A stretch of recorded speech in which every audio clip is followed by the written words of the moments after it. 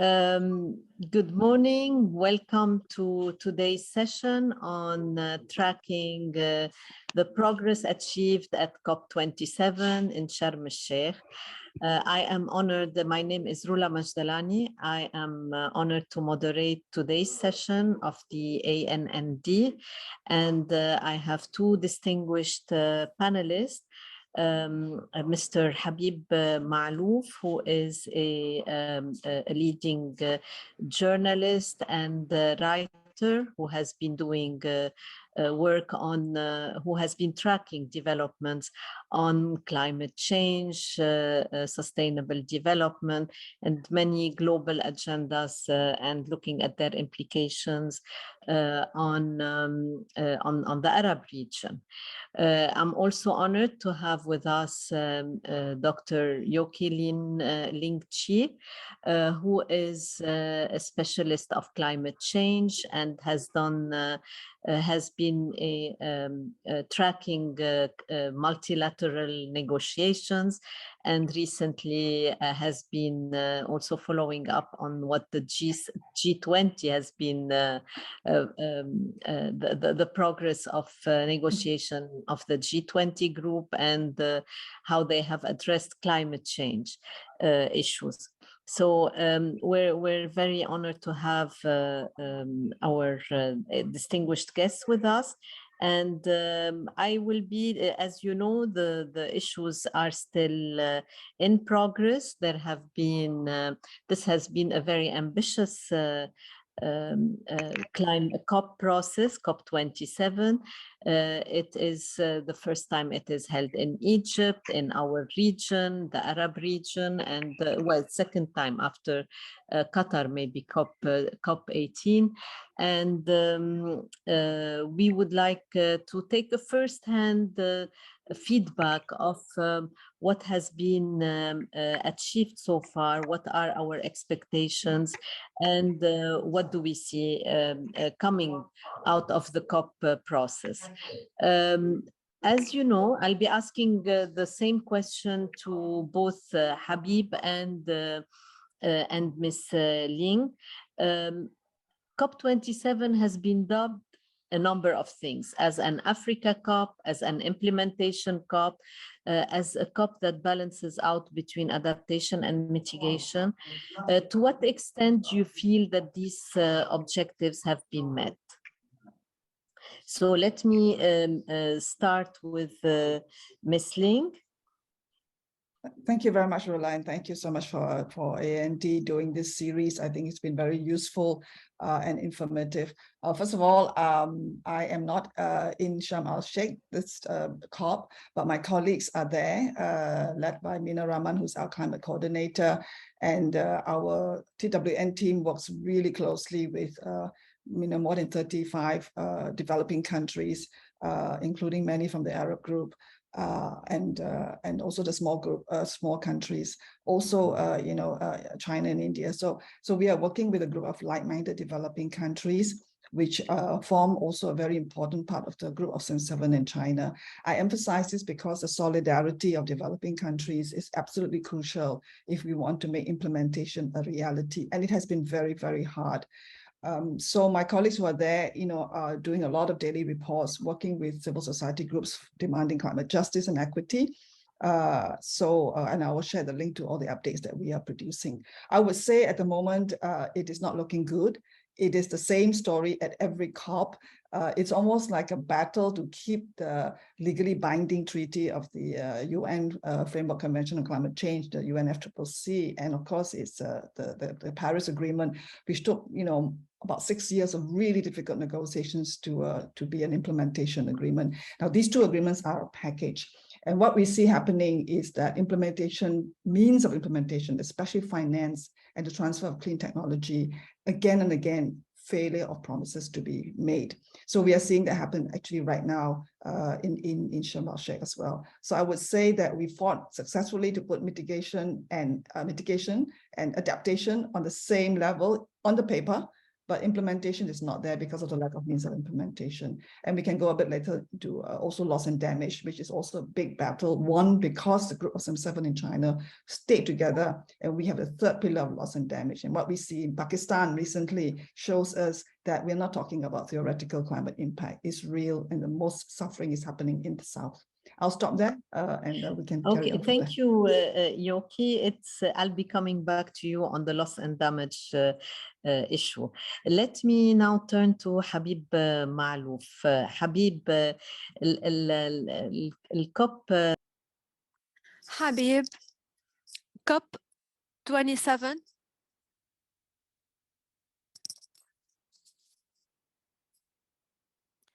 I'm sorry for the interruption, Habib. Allow me just to tell the participants that interpretation is available into English. Habib, my question to you is, COP 27 is said to be the COP of Africa. It's COP for adaptation, for mitigation, COP for implementation. But in your opinion, to which extent can we say that these objectives have been met?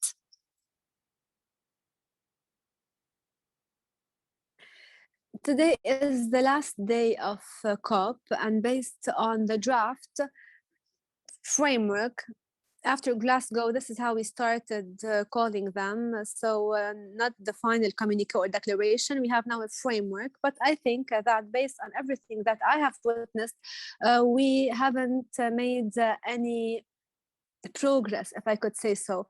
I guess COP will be extended for one more day, if I'm not mistaken, but practically on the ground, we are still facing the same problems, whether in terms of negotiations or in terms of implementation.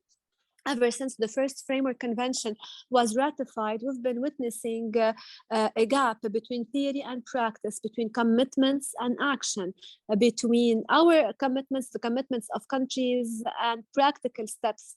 I think that even after the Kyoto Protocol, we weren't able to impose the implementation of that instrument. So what can we say about non-binding instruments? I can say that countries' commitments have been replaced by the nationally determined contributions, the NDCs. Unfortunately, this is not how a big problem such as climate change can be managed. It's not only about contributions. It's not up to countries' will, because they should abide by these binding instruments. We cannot but work on implementing the details and the content of these instruments if we truly want to get rid of that problem. Some say that the reference year should be the 1990s, others 2000, so go back to the emissions of 2000, 2015, while the basic instrument dates back to the beginning of the industrial revolution. What I'm trying to say is that countries are lying to each other. They are proving a high level of hypocrisy, if I could say so. And I think that things are not controlled by countries anymore.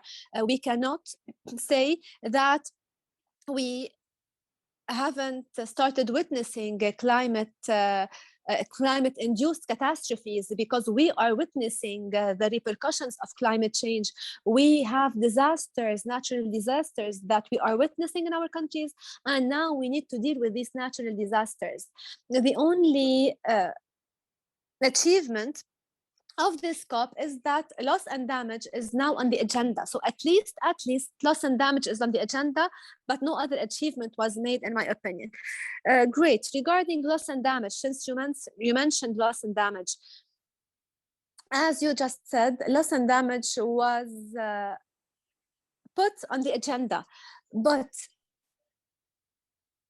what kind of institutional support does that need? Do we need more clarification? Do we need a fund for L&D? Do we need another mechanism aimed at covering these losses and damages?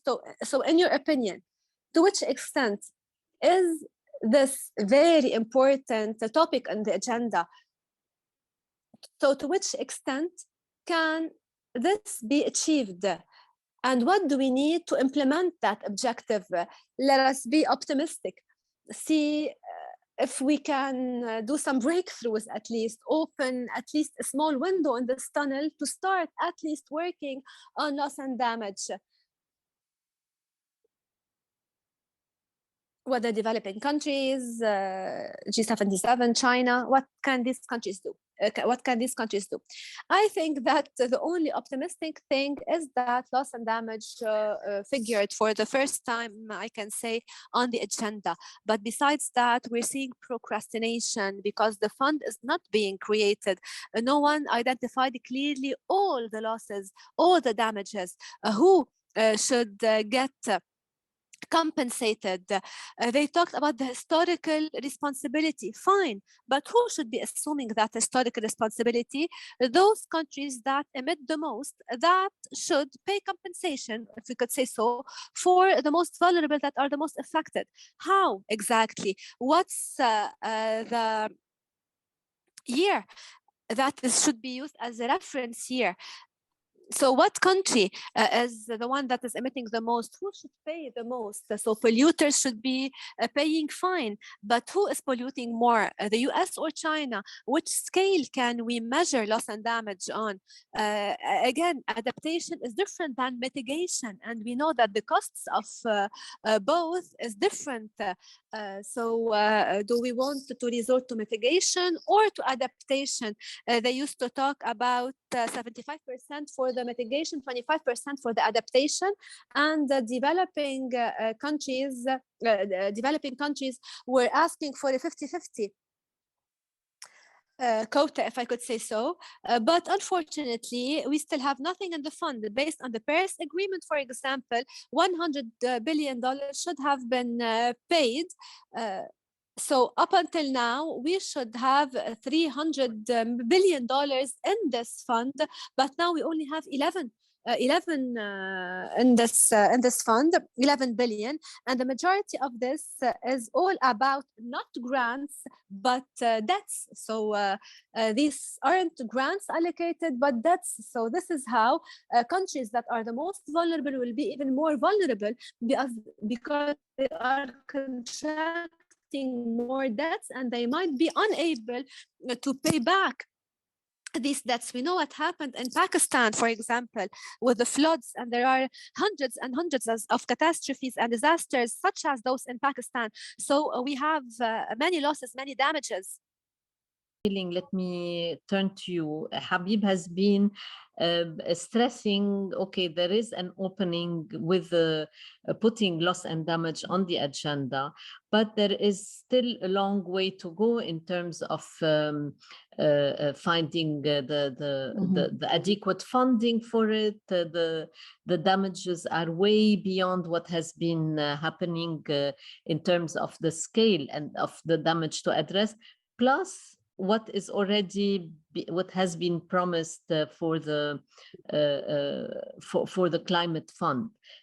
So it's accumulation of promises that have not happened. So where do you see with the loss and damage a good entry point to work on and be able to address to address those challenges, but also to see a positive entry point that developing countries can countries affected by climate events can hang on to? Right. Well, I think that, well, first of all, in the Warsaw COP several years ago, that was when the decision was made to actually establish a mechanism on loss and damage. So it is not as such the first time it's on the agenda. That battle took many years. And in Warsaw, the COP there said there is this loss and damage recognized. So it is a third pillar, which is a big step forward, because we know from the science and reality there are so many things happening now that's beyond even adaptation, right? So recognizing that as a mechanism was the first major step. Then it took us a number of years to turn the mechanism on paper into a governance structure, right? And that was a big push. And I would have to say it is really because the developing countries worked in solidarity. The Africa group has been at the forefront of this with the small island developing countries as well. So, but together we pushed that. Now, what we have seen, which is a good thing at COP28 this week, is that this thing called the Santiago Network on Loss and Damage, which is basically the next step in really concretely having that mechanism, with a structure being set up, because that is a very important component. It was very difficult. G7 and China stayed together and we got a decision on that. Now, the big thing now, the big test, the litmus test, as everybody is calling it now, in the next 24 to 36 hours, because we've also seen COP gone on to a Sunday when it's supposed to end on a Friday, is about the fund. Because as Mr. Habib says very correctly, in the end, the fund is where we want to see the implementation in reality. Now, we have the Green Climate Fund, which was talked about. That actually only deals with mitigation and adaptation, and we succeeded to get it 50-50 for both, right? Now, filling it with money is a fight that continues.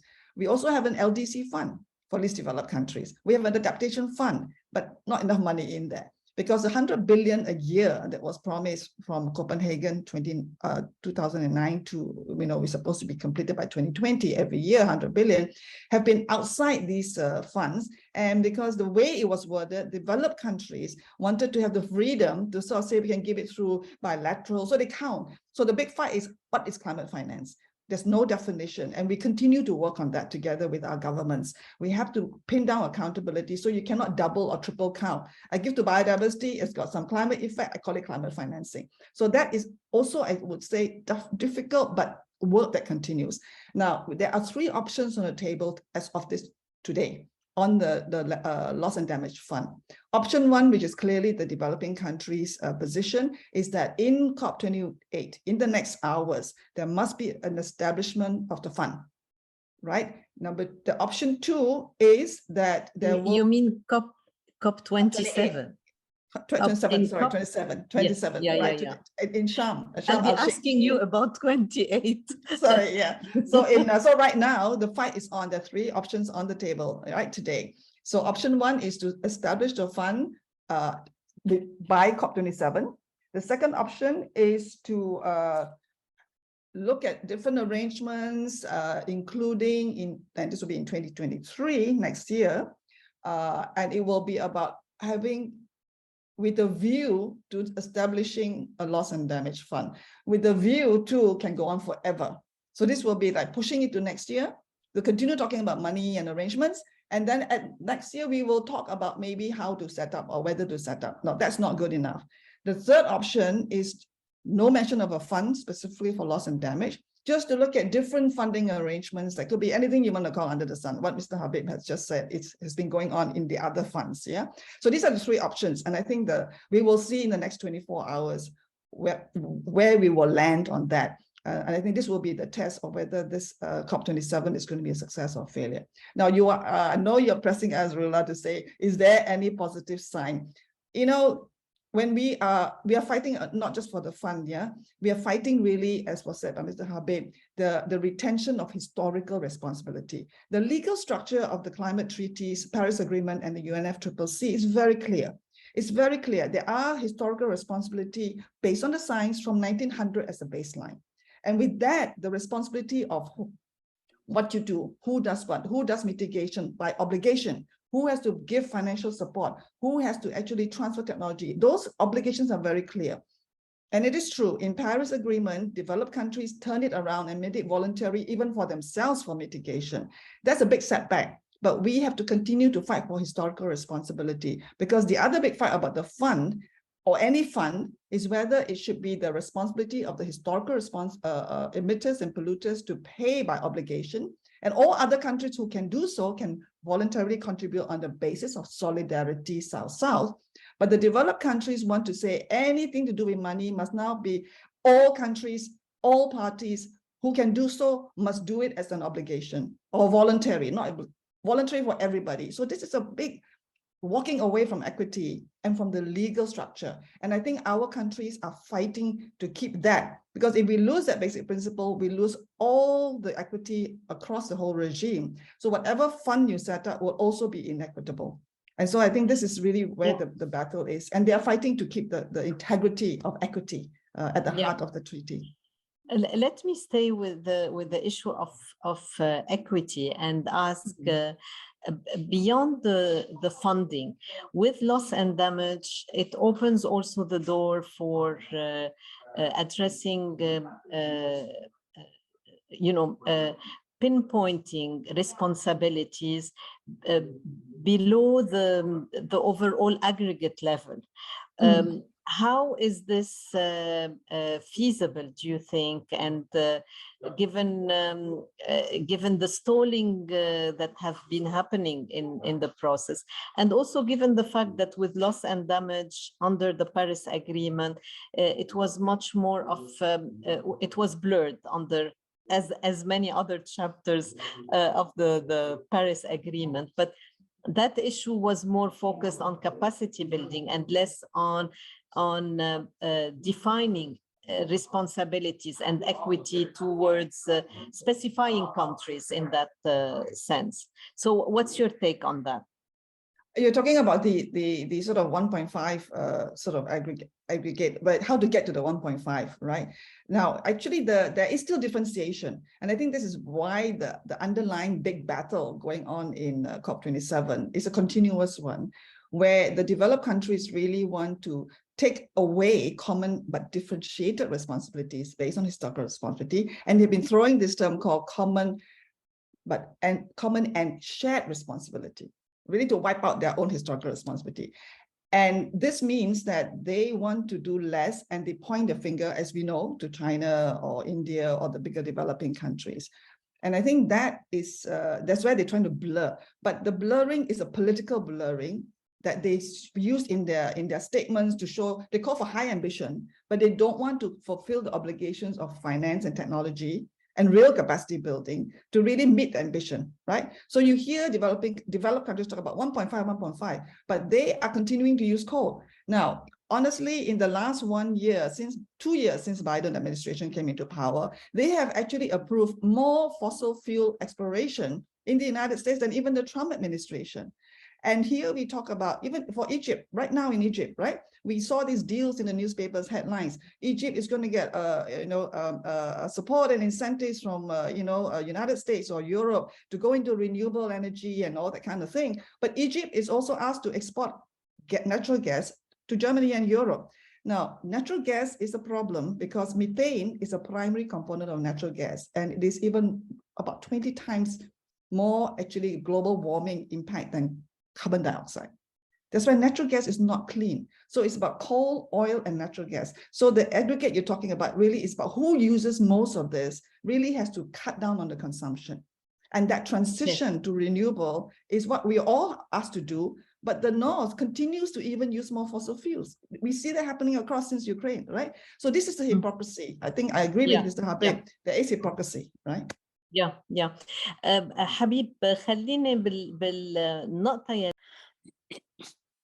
Habib, regarding what Yoke Ling was just saying, regarding gas, fossil fuel, oil, and regarding countries that are relying mainly on this fossil fuel. As Arab countries, as Arab region, we know that a country like Lebanon is now a country that has oil and gas. And there are other countries that are transitioning completely from fossil fuel to renewable energies. But there are countries like Lebanon, for example, and like other Mediterranean countries that are still relying on fossil fuel, on these newly discovered gas fields that might lead to more economic growth. So what about this balance? How do you see things? So transitioning towards renewable energies while finding new sources of fossil fuel, while talking about the economy, the importance of fossil fuel for the economy. What about these developed countries that are asked to lower their emissions, but that aren't really performing what they should be to do that? While on the other hand, we have countries, emerging countries like ours, that will begin to rely on fossil fuels newly because of newly discovered gas fields. I wrote an article recently about contradictions, and I named it Contradictions. Developed countries want to, or talk at least, about lowering emissions while investing in fossil fuels. And the developing countries, which have newly discovered, I'm sorry, we lost Mr. Habib.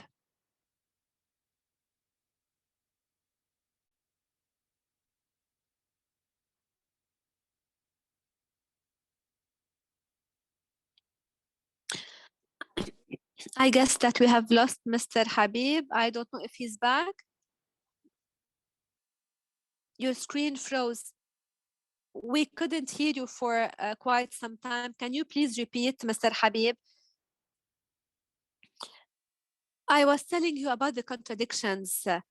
So imagine at the COP27 and the internet is weak. One of the characteristics of this COP27 is definitely weak internet. So regarding the developing countries, as I was saying, developing countries never respected their commitments, and now they're asking, developed countries, never respected their commitments, and now they're asking developing countries to do their part of the job while they didn't even do their part of the job. And they're talking about the shared responsibility, knowing that this is not completely true, because there are countries that are more responsible than others. The Kyoto Protocol was clear because the developed countries had a responsibility to assume, and the developing countries were given quite some time to respect their commitments. Anyway, the Kyoto Protocol wasn't respected.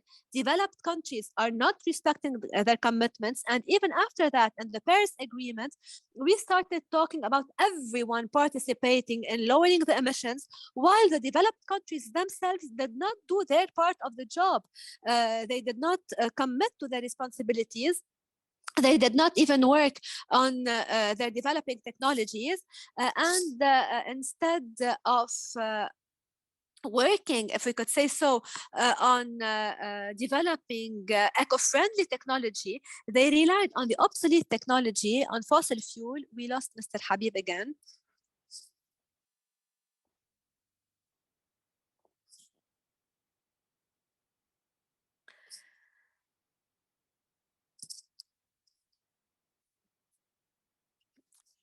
I'm sorry, Habib, we lost you, and now you're back.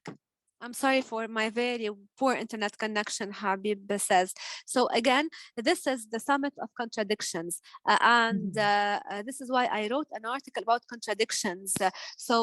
Developed countries are talking about their investments in clean energy, while on the other hand, investing in technologies that are polluting the environment. So I think that there should be liabilities, there should be legal responsibilities, because we need a legal framework to be implemented drastically.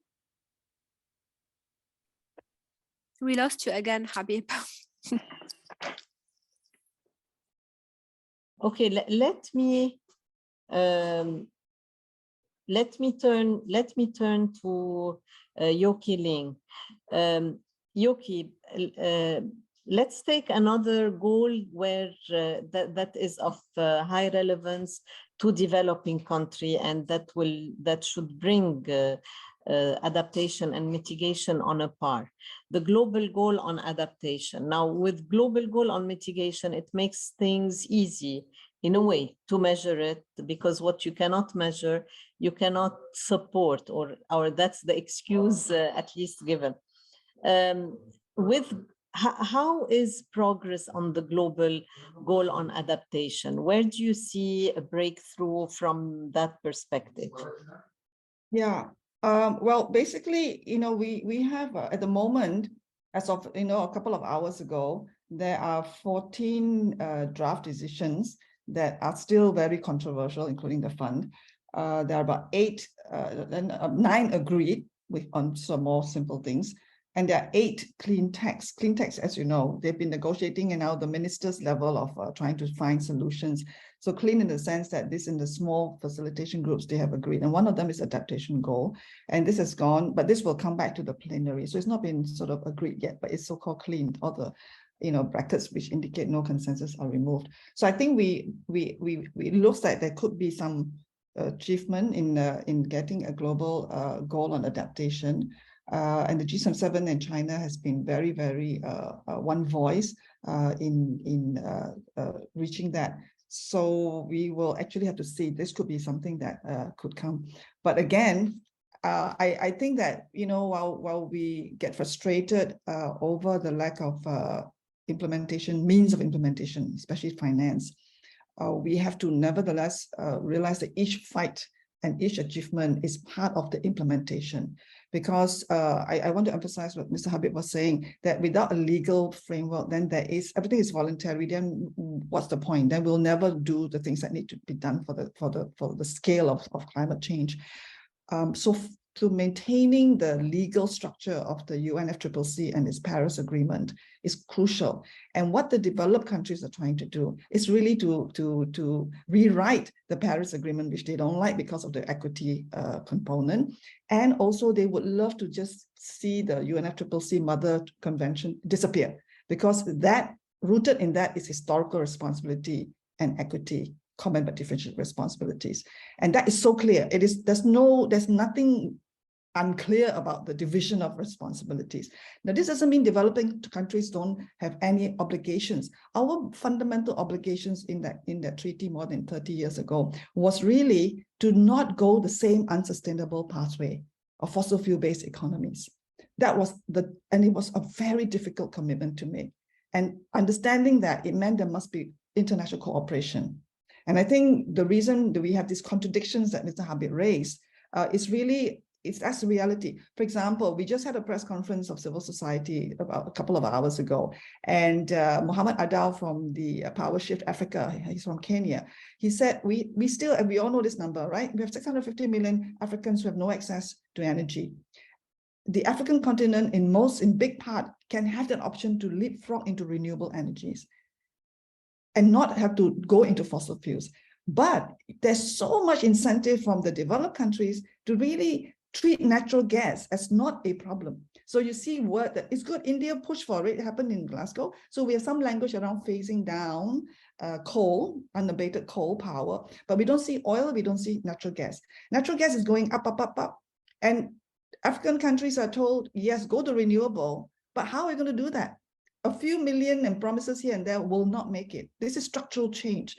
Right. And so the logo for the climate justice activists now, well, not logo, the call, it says, do not gas Africa.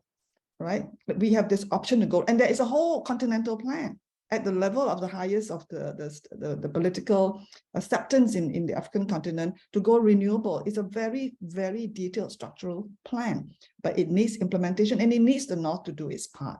So I think that, so we are having the steps. Meanwhile, the world is burning up or drowning, right? That's the reality. And I think that, so we are not sitting down doing nothing, because every time it happens to us in our own countries, especially in the developing world, we are adapting, we are dealing with loss and damage. We have no choice. And that's eating away all the resources for actual development.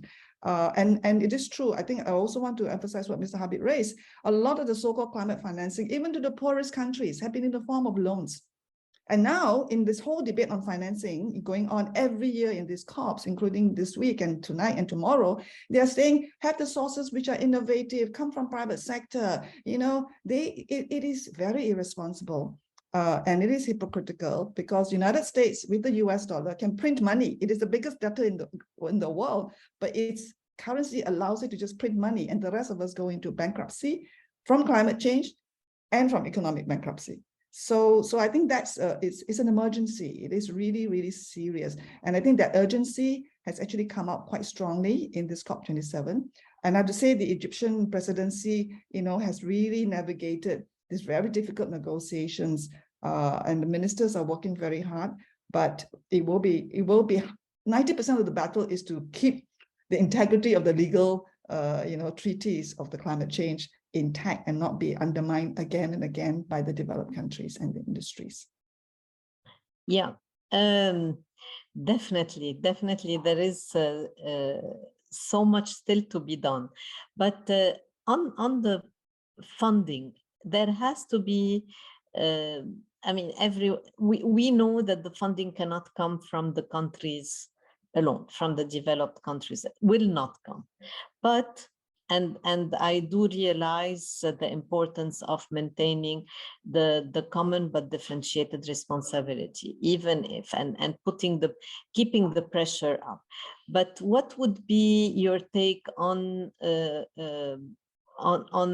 exploring, for example, financial mechanisms such as debt for climate swap, such as green bonds, climate funds? This is one part of the question. The other part, let's deal with this one, and then I will go to Habib after this one. No, you see this thing about other sources of funding, innovative, so-called innovative mechanisms have been talked about, for many years, not just for climate, but also for biodiversity. So we have another treaty that deals with the biodiversity losses of the world, right? And we need finance that too. But what we see happening is, right, first of all, one issue that has come up very, very interestingly in this COP27 is the issue of debt. The accumulated debt of developing countries is so huge, and we are servicing and paying interest year after year after year. And this is a huge South-North financial flow that exceeds even the original amounts that were borrowed. And a lot of it has to do with the financial system itself being so inequitable. The kind of interest rates, if you are rated by a few rating agencies based on sometimes questionable criteria, and they downgrade, if Standard & Poor's downgrades Lebanon, from A to B to whatever, immediately interest rates for the country to borrow will go up exponentially. And this burden of debt and COVID, many countries had to borrow money to buy vaccines because of the inequities in the way vaccines were produced, right? So across the board, so debt relief so that we can free up that burden in a very huge way is one of the discussions that developing countries have. Many developing countries, including many from Africa, Barbados, the Prime Minister has put this as a big issue. And I think this is something that is very important to tackle. Relieve us from our debt burden, which is an inequitable debt burden with a lot of historical inequities. That will actually help us, okay? And developed countries say, oh, this is not the place to talk about it, but there's nowhere they want to talk about it. For me, that is very important. Then the private sector is part of the problem, because if you look at fossil fuel and the tax evasion and all the incentives that for decades we've given, and we can't tax them because tax is something that developed countries don't support either, right? So I think those are the structural things which can have really big impact on releasing financial flows to us. Now, debt for nature and all that is very controversial. In fact, one of the things being talked about, here, not talked about, but being pushed is this net zero concept. Net zero sounds so nice, right? We can, we get sinks. Why don't we pay money, to countries in the south? You keep your mangroves and your ocean, your seas and your forests intact, and then we have a carbon sink. We are not carbon sink in the south. If you continue polluting, so net zero doesn't mean zero emission. It means we continue with business as usual in some countries. The rest of you absorb my pollution. I pay you some money, and then I lock up my resources. I kick people out from forests because I want to keep the forest as a carbon sink. This is very controversial. So this carbon sink and debt for nature and all that, or carbon for nature is very contentious. Yeah, and I think that we have to be really careful in getting false solutions as a big loophole to real action of mitigation. And then we don't support adaptation. We don't have a fund for loss and damage. If we do that, we are just buying time that will accelerate the damage to people and the planet. So a lot of these so-called solutions are being put on the table, and there's a lot of also pushback. We have to be very careful. Now, we can issue green bonds, and we have seen that happening with government bonds. Don't look at green bonds. Look at what has happened to government bonds. We have issued government bonds in many of our countries, bought up by the private institutions, and then they benefit a lot from it when we have to pay high interest rates later on. So we can go have another webinar on finance. So we have to be very careful that if we look to the market for solution, this is one of the big debates in the COP for the last few years. And there's one Article 6 in the Paris Agreement that looks at market and non-market mechanisms. And the market mechanisms need a lot of interrogation, because if we make wrong decisions at every point, we not, like I said, we not only delay the needed action, but we cause more damage.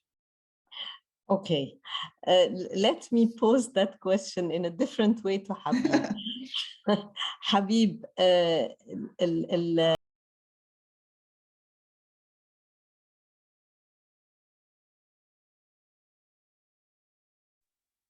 Habib, we cannot ignore the financial mechanisms or try to focus on the innovative financial mechanisms and the role of the private sector in this regard. Yoke has clarified her conservatives or her conservation concerning the private sector. How do you see the funding? Are there new tools, new mechanisms? Is there a blended finance? Is there a finance that can help us increase the threshold of this funding? Because of course, with passing of the time, the funding is really will be in need more than before. How do you see the financial aspect, and what's the solution? What are the innovative solutions to solve the problem of funding? I want to comment on something.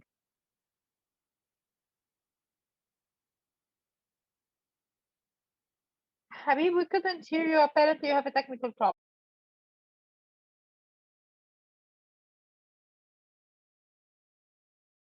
Maybe if it turns off his camera, yeah, the video sometimes.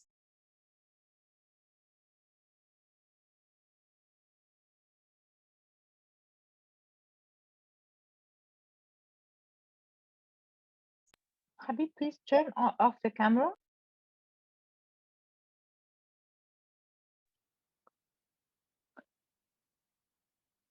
So what you talk about, the green bonds that you talked about, they reminded me of the Pope's bonds that they have issued several years ago, the bonds of forgiveness that help the people go to heaven. Habib, your voice is interrupted and you couldn't hear you anymore.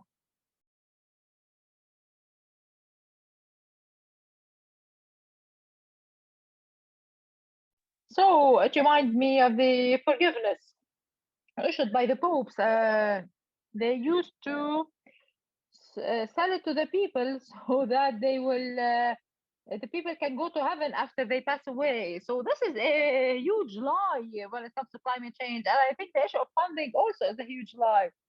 It's a big lie. And I'll tell you what will happen, the outcomes in a couple of days. They will establish a fund, but only for the most affected countries. Because they are poor countries and they will accept anything and they'll be satisfied with anything.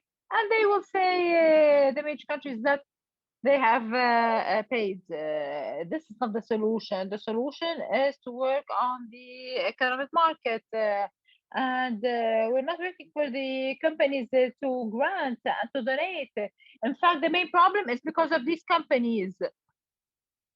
And the states are negotiating, whereas behind the closed doors, we know that the companies are investing in Africa, and they now will invest in the Middle East, Mediterranean Sea. And of course, they will destroy all living things in it. I think this lie and hypocrisy and the climate change conference became very clear, and I think we shouldn't accept this anymore, especially when we talk about the issue of funding and solving this problem. Solutions, Habib, solutions. Give us solutions. What are the solutions? A global economy based on competitiveness cannot come up with decisions that need international cooperation. The international cooperation won't happen between countries that are competing on everything. You know, the Russians, for example, they're not, they're happy, they're satisfied, they're not interested in the climate change because melting of the snow will give them an opportunity to extract gas and fuel in a better way, in a faster way, and then less cost than the gas imprisoned under snow. And also China has given themselves an opportunity, a chance until 2060. So everyone's is working for their own interests. So the problem is in the market economy. If we didn't change this global system, not the United Nations is putting the rules, the United Nations working on conventions, but they couldn't implement anything of these conventions and treaties because the laws is not there, the money is not there, and because there is no binding law. They have remained fighting Paris Agreement to put contributions, not commitments, because they knew that the people, the population can hold them accountable because of the natural disasters that will happen. And the populations will hold them accountable, and they'll have to pay for the damage that will happen because of those disasters. So yes, we are going towards a very difficult situation. If we didn't change the main structure of this market, then I think our language is far from the reality, especially the disaster that we're talking about. I think all the rules of negotiation need to change.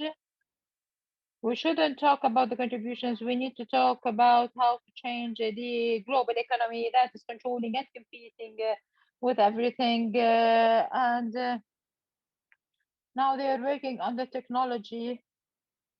Even this technology that contributes in 1 or 2% of the general energy, they will sell it. They won't give it to the developing countries. And this is really unfair and unjust. Thank you, Habib. So, Yoke, Ling, you've seen Habib is quite, has a very strong stand on these issues. And you have been tracking what has been happening in Bali with the G20. How much would these issues and the question of finance would resonate in terms of really addressing the root causes of poverty, of underfinance, of the need to really mobilize the trillions that are needed to address these issues? And Habib also mentioned about you cannot really address such a big problem, and here I agree with him that if you don't have global international cooperation, a kind of a global détente that would allow and less competition among countries. So what's how would you react to that on the G20 question and then on the global détente? Roula, you're trying very hard, but you're not going to get very optimistic responses.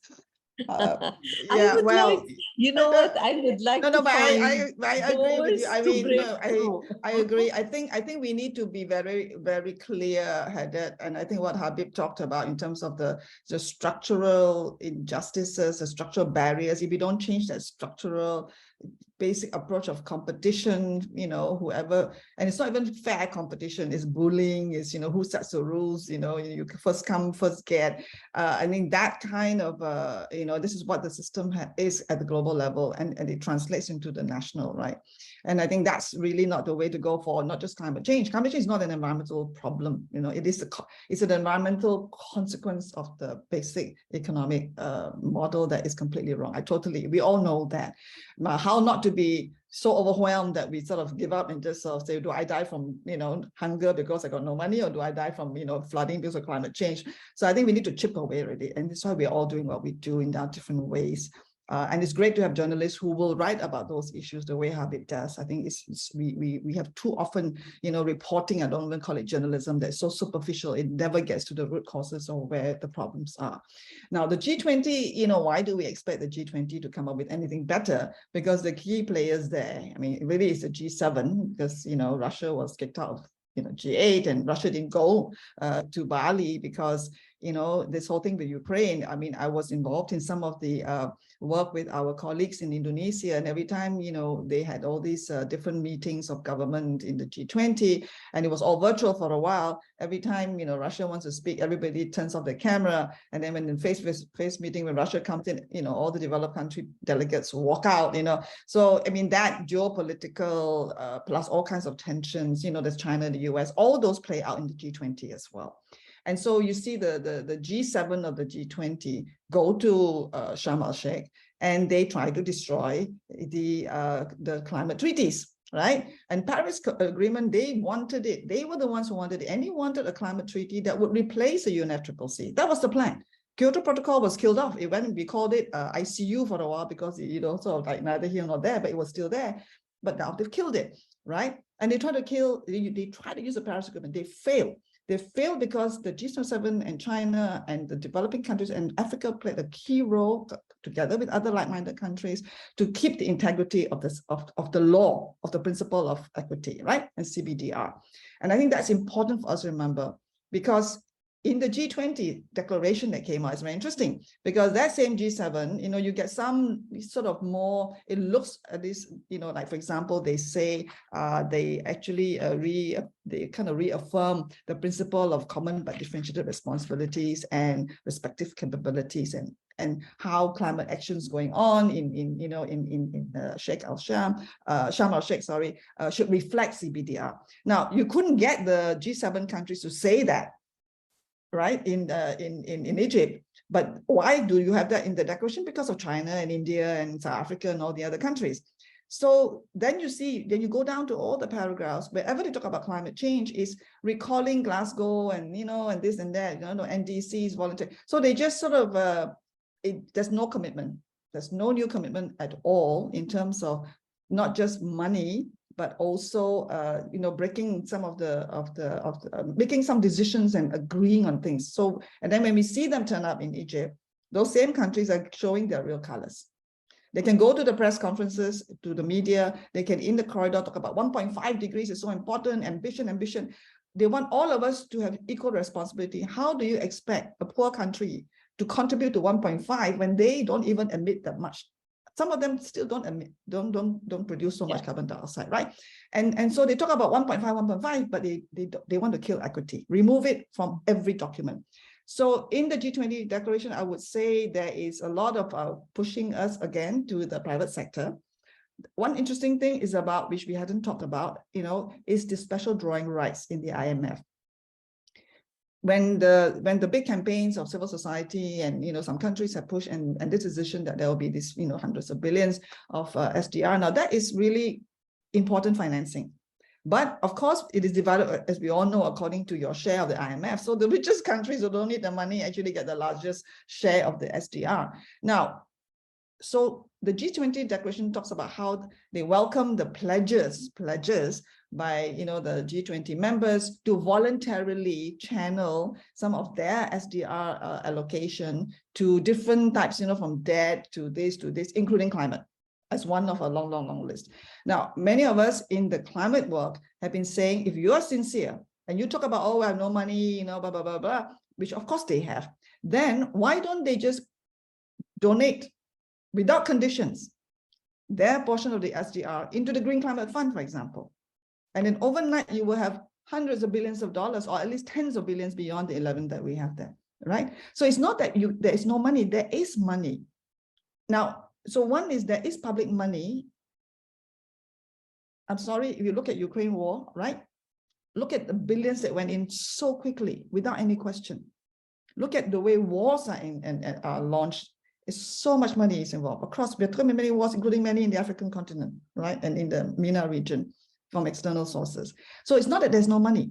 And then for the private sector, the rules of the game, as Habib would say, that economic system allowed them to accumulate so much wealth into the hands of a few companies in every sector. And they don't get taxed. So the tax justice movement is saying tax and dedicate part of the tax to climate, part of the tax to, you could do that. There could be a global, real cooperation together to do that. And that means we have to really get public, treaties. Now, this is long-term. It doesn't mean that tomorrow we're going to get it, but we have to keep demanding it because at some point, something might happen. Then we have to do South-South solidarity. Who would be the tribe? I think we need to have a huge mobilizing of, frankly, civil society and the public in the G7 countries. We have to mobilize the kind of the kind of peace movement we saw across Europe and North America, right? We need a movement to mobilize real financing for sustainability, to change some of those things and there are many ideas. How can we have a UN, global tax, body? How can we have a orderly restructuring of debt at the UN level for countries which are in debt? On debt relief, the ideas are there. Political will isn't there and we need to mobilize the corporate power is very strong, but we can have also public and people power.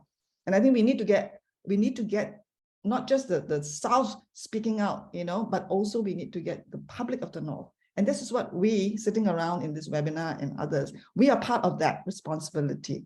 And I think we need to do that. Now, these are all long-term. What do you do tomorrow? I think that there's a lot of solidarity South-South and within region going on. In the end, we are helping ourselves and each other. We need to step that up without compromising and allowing the rich industrial polluters that have legal responsibility under the climate treaty to get away with their responsibility. Because right now we're not sitting down doing nothing. We are actually helping ourselves because we have no choice, right? Yeah. And I think we need to, for example, I see China as not being put on the same page as the United States.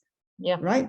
I think we need to work those two things, and I think the African region has, as a continent, has probably, difficult as it is, contradictions as they are, have more regional kind of things going than many parts of the world, and I think that is very important. Okay, I'll get back to you on the role of knowledge and information to be able to articulate this, to add to that pressure and the South-South solidarity. But let me turn to Habib now. Habib, Habib, I want your opinion and your comment. What do you think? What's your opinion when it comes to UK Link and when it comes to the cooperation between the South countries, countries in the South, and what pressure can they impose in order to change these systems and to mobilize the resources? What do you think of this suggestion?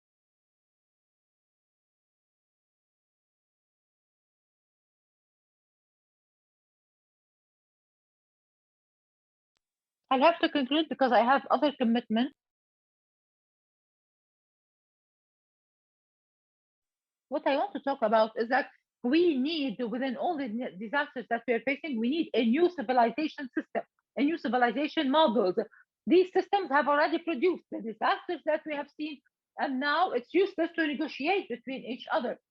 We need to have a new suggestion, especially the role of the civil society. Need to increase preparedness and prepare the responsibility, and to suggest new systems, not to work on and monitor the role of the government.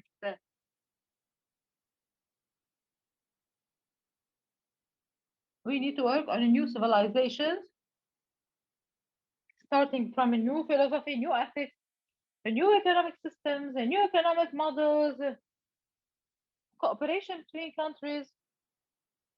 There are different tracks that we need to follow and we need to work on in a complementary way. And we shouldn't be afraid of those ideas and ideologies that have failed before because of the destruction of the totalitarianism ideas. We need more than ever to focus on these ideas that consider things interlinked with each other, and we need to overcome these problems that we have reached, this fatal channel that we have, or tunnel that we have entered to, that control the populations and the countries and lead to these disasters. Thank you, Habib. And thank you, and I wish you luck in COP27. And of course, we will meet very soon together. Always, Habib has bold suggestions when it comes to these issues. Thank you for your participation. Good luck. Ling, maybe we will go for like 10 more minutes. The first question was about it has often been related that the lack of funding and I like the point that you have raised, that funding is available. It's just how to channel that funding. But often when we speak about adaptation, we hear that you don't have the right indicators, you are not relating funding or attributing changes in the water sector, in the food sector, to climate change, and therefore the funding goes disproportionately to mitigation and to loans as opposed to grants and adaptation. So what is the role of that knowledge? Because you alluded in what you were saying about the importance of knowing what's going on, not in building the solidarity is built on that the strong knowledge base. So what's your take on that? Well, you know, if we look at what actually we have been all trying to, well, we recognize actually, and I don't mean just, you know, among us as civil society or academics who we're talking about, you know, if you remember in 1992, when we had the Earth Summit, right? But this was the first big UN linking, you know, environment is too narrow, but it really was about ecology, the planet, planetary health. Today we talk about that, right? But it really was about planet and people, and the kind of systems around which we organize ourselves, the economic system, finance, trade, etc. So the 1992 Rio Declaration on Environment Development, from which CBDR and equity actually was really first locked in, you know, as a principle of international cooperation for sustainability. And the Agenda 21 is a very interesting milestone, because at that time, I think, you know, maybe because it was just after the Cold War, there was a sense there was a lot of money, you remember, right? That all the money from war and military, you know, expenses will become peace and, you know, sustainable development financing. There was so much hope. And it's very interesting because I was, you know, a young academic at that time. I was, you know, volunteering as a civil society volunteer. And then I was also brought in there together with the Malaysian delegation. And I really learned for the first time this intergovernmental process of the United Nations. And it was very important, I think, for many of us. Why I bring that up? Because there was a recognition, and there is a line in the Agenda 21 document that says that we have to shift from unsustainable production and consumption to sustainability in a systemic way. There was a recognition. And at that time, you look at the European negotiators, you know, people who were coming there were from either the environment ministries or development, cooperation. So they had a much more development orientation. And even the United States delegation was predominantly from, you know, the US AID and, you know, and so it was tough. I'm not romanticizing. It was tough. You know, the United States was the one that banged the table and said, our lifestyle is not up for negotiation because consumption is a huge problem with sustainability. We talk about it still today, right? But what was interesting was that moment, there was a forging of that understanding, because the developed countries in G7 and China was so clear that it's easy to say, look at the planet and the stars and all that kind of stuff. You know, the Canadians wanted a declaration that every child can put over the bed of the world. This is the first generation that goes to space and sees the fragility of the big blue marble called the planet, you know.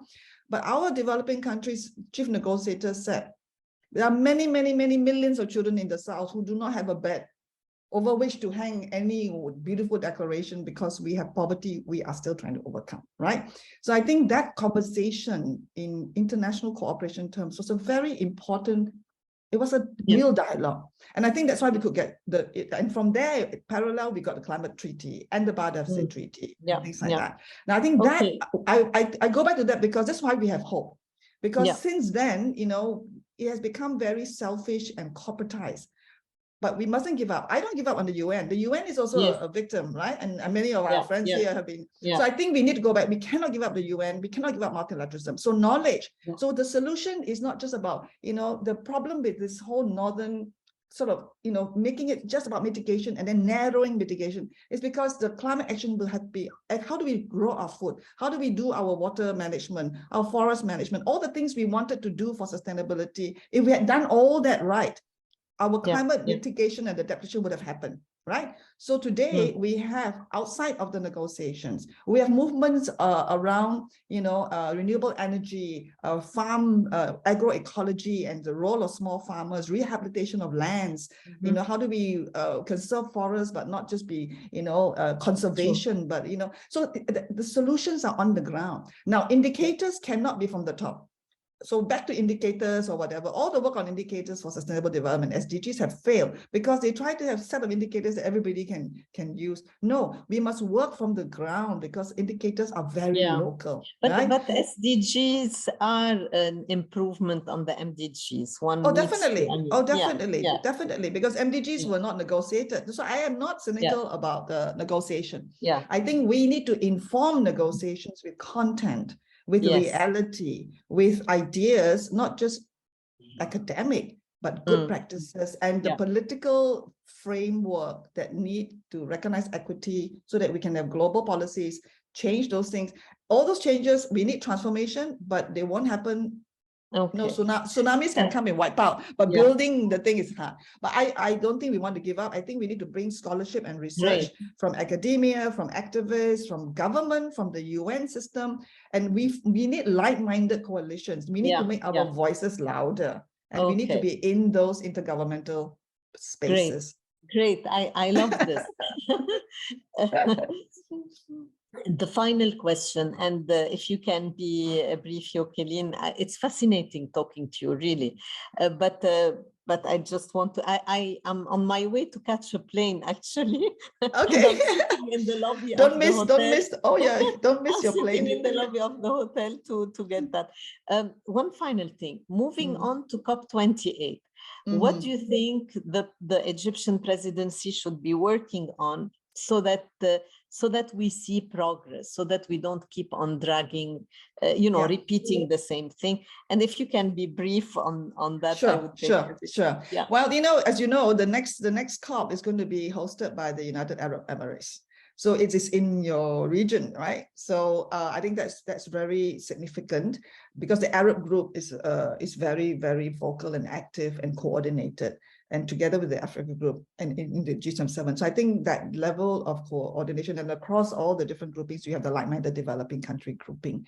So I think it's about first organizing ourselves, right? So we all have to do that and do more of that from the South, our governments, and then together with us being part of that discussion.